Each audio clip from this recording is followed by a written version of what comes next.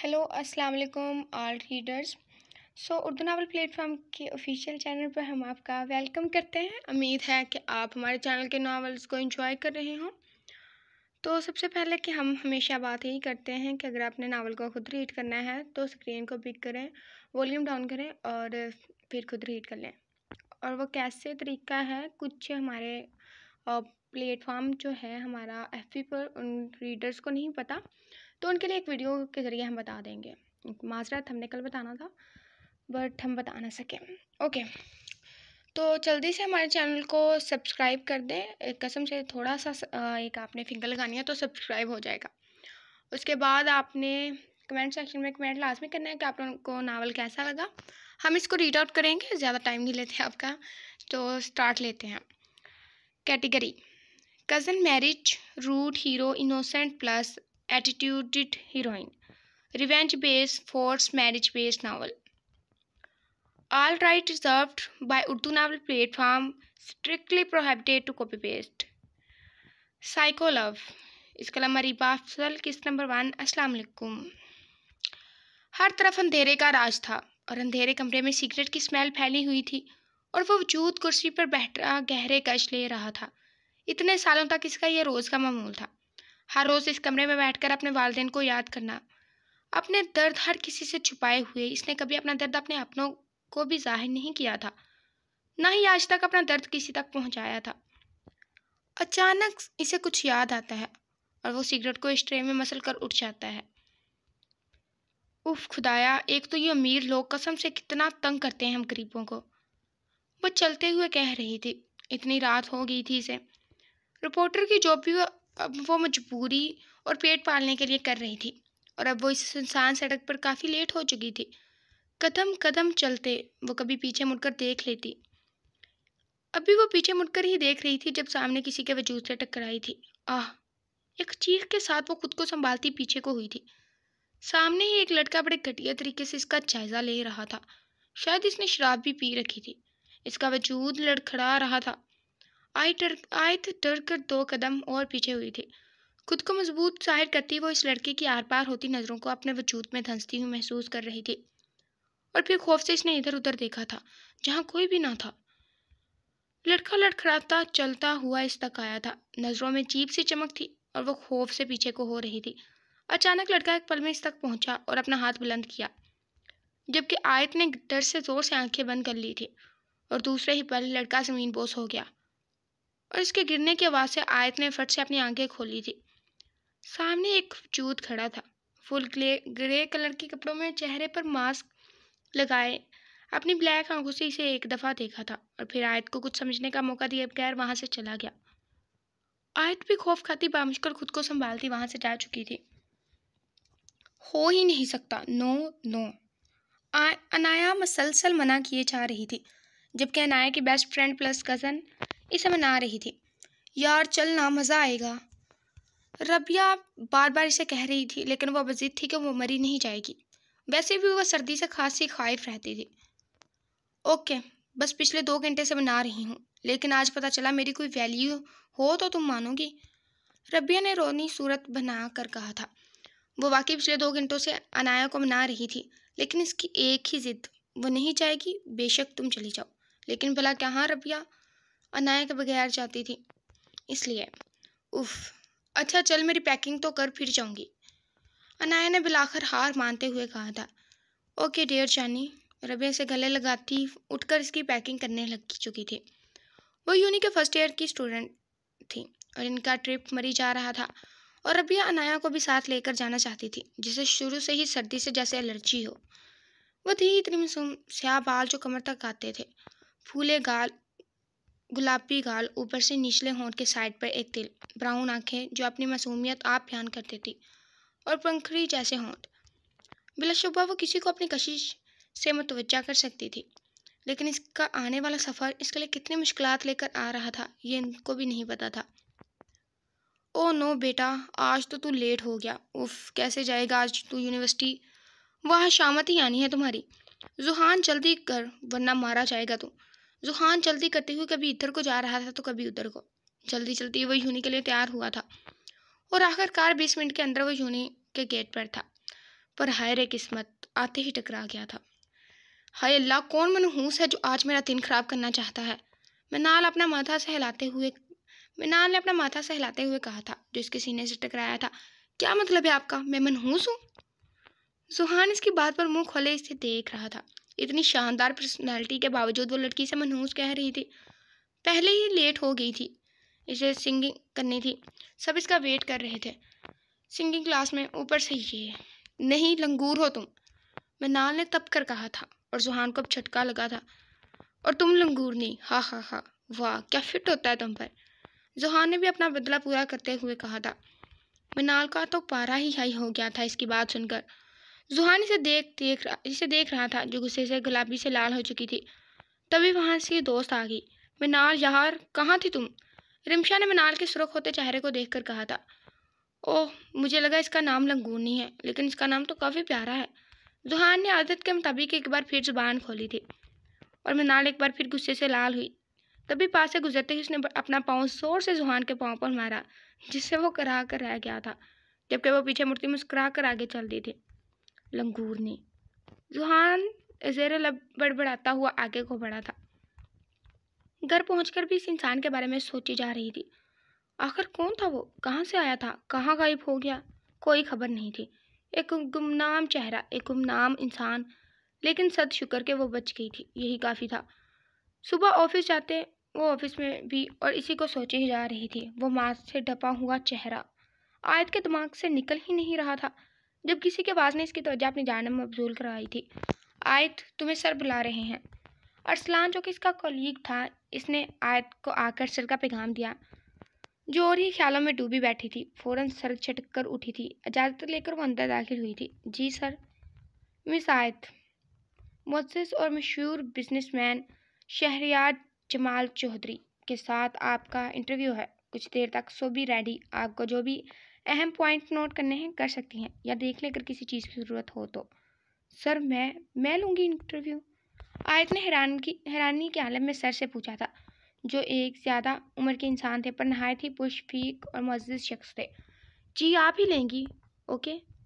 वो अपनी बात कहते दोबारा इसे अपने काम में लग चुके थे, जबकि आयत खासी कंफ्यूज और नर्वस हो चुकी थी। इतने बड़े बिजनेसमैन से इंटरव्यू और डेट भी मुश्किल से मिली थी। अगर कुछ गड़बड़ हो गई तो सोच सोच कर इसकी जान हलकान हो रही थी। टाइमिंग के अलावा इसे यहाँ कोई और मसला दरपेश नहीं था। शहरयार आ चुका था और हयात भी इसके सामने बैठी थी। पैंट कोट, आंखों पर ग्लासेस जो वो उतार चुका था, बियर्ड, अनाबी लब और लबों पर पड़ने वाले डिम्पल के साथ गहरी काली आंखें मुकाबले को दबाना करने के लिए काफ़ी होती थी। एक अलग शान और रौब था पर्सनैलिटी में कि ऑफिस की कई लड़कियां इसे देखने में मगन थी, लेकिन वो किसी की परवाह किए बिना इस टोल जैसी लड़की को देख रहा था। आयत के सामने बैठा हुआ इसे ही देख रहा था। आयत इसकी नज़रों से और नर्वस हो रही थी, लेकिन वो सवाल पूछती रही थी और वह बिना इस पर से नज़रें उठाए जवाब दे रहा था। आयत को नर्वसनेस के साथ अब गुस्सा भी आ रहा था, जो यूं बेबाकी से इसे नज़रें टकाए बैठा था। आखिर हयात ने एक और सवाल किया था।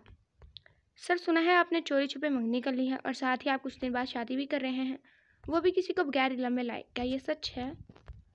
वह सब्ज़ आंखों वाली लड़की महवियत से अपना काम कर रही थी। वेल, मंगनी का तो पता नहीं, लेकिन अब शादी जरूर करने का इरादा है, कुछ दिनों तक। आयत की आंखों में देखता हुआ वह सहरज़दा लहजे में बोला था। आयत ने इधर उधर नज़रें घुमाई थी। अब इसे हद से ज़्यादा इस बेशरम पर गुस्सा आ रहा था। चंद एक सवाल के बाद इंटरव्यू ख़त्म हो चुका था, जबकि वह सर से तबीयत खराबी का बहाना बनाती जा चुकी थी। अब इसके जहन में दो शख्सियात थी, एक गुमनाम वो मास्क मैन और दूसरा बेशरम शहरयार जमाल चौधरी।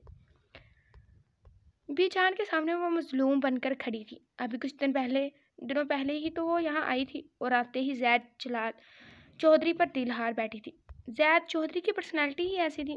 कई लड़कियां इस पर मरती थीं, लेकिन वो मगरूर किसी को खातिर में नहीं लाता था। इसका सिर्फ एक ही मकसद था, अपने माँ बाप की मौत का बदला, जो वो किसी और से बल्कि अपने अपनों से ही लेना चाहता था। लेकिन हमना अली, जो पहली ही नज़र में इसकी शानदार पर्सनालिटी पर अपना दिल हार चुकी थी, अभी एक बार ही तो सरसरी से मुलाकात हुई थी इसकी जैद से। बीजान के लिए इसे रखा था, बीजान की देखभाल के लिए, लेकिन अब जो हुआ था इसे हमना तो बहुत खुश थी, लेकिन जैद के गुस्से की कोई इंतहा ही नहीं थी। जैद चूँकि ज़्यादातर घर से बाहर रहता था, इसलिए इसका कमरा बंद ही होता था। इसके कमरे में किसी को जाने की इजाज़त नहीं थी। पर जब बीजान की दवाई ख़त्म हुई और हमना जैद के कमरे में डॉक्टर की लिखी पर्ची लेने गई, तभी पीछे से एक मुलाजिम ने वहाँ से गुजरते बगैर देखे कमरे को लॉक कर दिया था, जैद के डर से। और ऊपर से जैद चौधरी, जो कि थोड़ी देर पहले आया था, वाशरूम में ही था, जिसकी खबर किसी को नहीं थी। और यही वक्त ने पलटा खाया और हमना के दिल की ख्वाहिश पूरी हुई। तुम यहाँ कैसे? ट्राउज़र बनियान में मलबूस वो बहुत पुरकशिश लग रहा था, जबकि हमना ने खौफ से पलट कर इसे देखा था। इसे देख हमना के रुखसार सुर्ख हुए थे। जैद ने शाक की नज़रों से इस लड़की को घूरा था। मैं अभी वो कुछ कहती कि एक मुलाजिम जो हमना को ढूंढ रहा था, इसने जैद के रूम का दरवाज़ा खोला था और जैद और हमना को यूं अकेले कमरे में बंद कर वो इन्हें शक की नज़रों से घूर रहा था। फिर जैद के गुस्से का ख्याल आते ही वो नज़रें नीचे किए बीजान के पास पहुंच गया था और सारी बात इन्हें बताई। आहिस्ता आहिस्ता बात पूरी हवेली में फैल चुकी थी। बीजान, ऐसा कुछ भी नहीं है। ज़ियाद ने अपनी सफाई पेश करते हमना को गुस्से से घूरा था। फिर कैसा है बेटा? तुम जानते हो आज नहीं तो कल ये सब ये कहेंगे कि एक बच्ची ज़ैद के कमरे में यूं बंद थी। फिर क्या जवाब देंगे हम? इससे बेहतर है कि तुम निकाह कर लो हमना से, अच्छी बच्ची है। बीजान बात खत्म करते मामले की संगीनी का एहसास लाया था। वैसे भी इनका पोता इस जिंदगी में तो शादी करने से रहा, जिसका इन्हें बड़ा दुख था। सो अगर ये शादी हो जाती तो वैसे भी वो बहुत खुश थे। पर बीजान, पता नहीं ये लड़की कौन है, मैं जानता नहीं इसे, कहाँ से आई है, क्या बैकग्राउंड है। वो आखिरी कोशिश करते बोला था। बेटा तुम पढ़े लिखे हो, कब से ऐसी बातें करने लगे? शादी होगी तो जान जाओगे, लेकिन हमना बेटी, तुम्हें कोई इतराज़ तो नहीं? ज़ैद ने गुस्से से हमना को देखा था कि शायद वो ही ना बोल दे। गुस्से से इसका चेहरा सुर्ख हो रहा था, दिमाग की रगें तन गई थी, जबकि हमना को समझ नहीं आ रहा था कि क्या कहे। कभी वो बीजान की तरफ देखती तो कभी ज़ैद की तरफ, जिसे गुस्से से देख रहा था। हमना को तो दिमाग माउफ हो चुका था। ऊपर से रो रो कर आंखें सुर्ख हो रही थी कि किस तरह के लोग हैं जो ऐसी बातें कर रहे थे इन दोनों के बारे में। इसलिए बेहतर यही था कि वो शादी कर लेती। अपने किरदार पर आई बात को थोड़ा सा तो कम कर सकती थी। जैसा आप कहें बीजान। ज़ैद की तरफ बगैर देखे वो बोली थी, जबकि बीजान अब खुश थी और ज़ैद का दिल कर रहा था इस लड़की का गला घोंट कर इसे मार दे। थोड़ी देर तक मौलवी साहब आए और इनका निकाह शुरू हुआ था। ज़ैद ज़ैद की तरफ से होकर मौलवी साहब अब हमना की जानिब आए थे और इस निकाह के कबूल होने का पूछा था, जबकि हमना चुप सादे बैठी थी। अब इसको अब सबको इसकी चुप्पी से परेशानी लाहिक हुई थी। जी नहीं, मुझे कबूल नहीं। आखिर हमना ने थोड़ी देर बाद अपने लब वाक किए थे। वहाँ मौजूद चंद नफूस के चेहरे पर नासमझी थी, जबकि ज़ैद से अब मजीद बर्दाश्त होना मुश्किल था। इसने गुस्से से मुठ्ठियाँ भींची थी, जो इसकी इज्जत का जनाजा निकाल रही थी। दिल कर रहा था अभी मार दे इसे। वो बगैर लिहाज के इसकी जानिब आया। पीछान इसके तेवर देखकर परेशान हुई थी। हमना का मजबूती से पकड़ते इसने मौलवी साहब को दोबारा नकाब पढ़वाने का बोला था। हमना को लगा था आज इसका हाथ सलामत नहीं बच पाएगा, पर इस बार वो इसके नाम लिखती जा चुकी थी। ज़ैद इसे बगैर कुछ किसी की सुने ऊपर अपने कमरे में लाया था। हाँ तो क्या कह रही थी तुम बाहर? वो चलता हुआ इस तक आया था, जो पहले तो मस्ती भरी नज़रों से इसे देख रही थी, लेकिन अब इसके तेवर देखकर सांस अटकती हुई महसूस हुई थी। कुछ भी तो नहीं, वो अटकते हुए सहम कर बोली थी। कुछ देर पहले जो वो इस कदर गुस्से में था, इसे यूं निकाह के लिबास में इस तरह देखकर अपनी मुस्कुराहट दबा गया। बहुत शौक है ना मुझसे निकाह का तुम्हें, इसलिए ये सब किया? मुकाबल फिर सख्ती का लिबादा ओढ़ कर पूछता है। मैंने तो बस शर्माना चाहा था, वो इसे देखती सहम कर बोली थी। कुछ देर पहले वाली हरकत से इसने काफ़ी गुस्सा दिलाया था और साथ ही अब इस जवाब ने इसके चेहरे पर मुस्कुराहट बिखेरी थी, जिसे वो बर वक्त छुपा गया था। वो इस तक पहुंचता इसके बिल्कुल करीब होकर खड़ा हुआ, इसे रूबरू देखता हुआ पूछ रहा था, जबकि वो जैसे इसकी खुशबू के शहर में खो सी गई थी। धड़कनें एकदम तेज हुई थी। इसकी सजा आप खुद मुंतखब करके रखना बेबी, वो इसके कान के पास सरगोशीनुमा आवाज़ में कहता। लहजा सरसरी सा था, जिससे इसे अपने हाथ की हथेलियाँ भीगती महसूस हुई थी। हमना जमाल चौधरी, जो अपनी पहचान छुपाकर यहाँ इस घर के लोगों में बरसों से भरी नफरत को ख़त्म करने आई थी, खुद भी तो पागल सी थी, कहीं भी कुछ भी बोल देती। वो इसके बिल्कुल पास खड़ा था, इतना पास कि वो इसकी धड़कन अपने कानों में सुन सकती थी। निकाह से मुंह से मना करना शर्माना होता है, तुम पागल हो। उसके चेहरे पर उंगली फेरता सरसरी लहजे में पूछ रहा था। हमने इसकी गुर्बत पर सिमटी थी, लेकिन ज़ैद के इस तरह रिएक्ट करने से इसकी कुछ हैरानी हुई थी, जबकि ज़ैद अब अपना चेहरा इसके चेहरे के करीब ले जा रहा था। Stay away from me. हमने इससे खुद से दूर करना चाहती थी, लेकिन इसकी कोशिश को बावजूद वो इसे 1 इंच भी न हिला पाई थी, जबकि ज़ैद हंसिया मुस्कुराया था और फिर इसके दोनों हाथ दीवार के साथ सख्ती से लगाए थे। तुम्हें क्या लगता है मैं तुम्हारे हुस्न पर मरा जा रहा हूँ? मुझसे निकाह करके तुमने खुद अपने गले एक बर्बादी का तोड़ डाला है। तुम्हें इस हद में बावर करवाऊंगा कि मैं मेरे देखने पर भी सहम जाओगी तुम। ज़ैद इसके बाजू पर सख्ती करता बोला था, जबकि हमना की आंखों में पानी था।